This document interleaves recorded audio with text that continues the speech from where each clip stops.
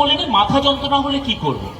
মাথায় রাখবেন, মাথা যন্ত্রণা আমরা সবাই দুটো জিনিস ভাবি। মাথা যন্ত্রণা মানে মাথায় গ্যাস উঠেছে, গ্যাস হয়ে নাকি মাথা যন্ত্রণা হয়েছে। আজ পর্যন্ত কারোর গ্যাসের জন্য মাথা যন্ত্রণা হয়নি।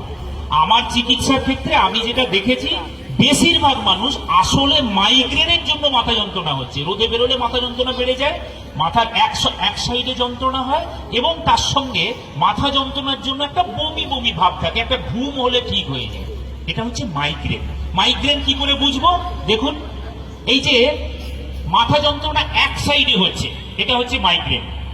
যদি এই রকম জায়গায় মাথা যন্ত্রণা হয় তাহলে সেটা সাইনোসাইটিসের যন্ত্রণা।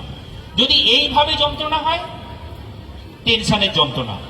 কাদের হয়? যারা টেনশন করে। কোন টেনশন? মানসিক চাপ, সেই মানসিক চাপের যন্ত্রণা।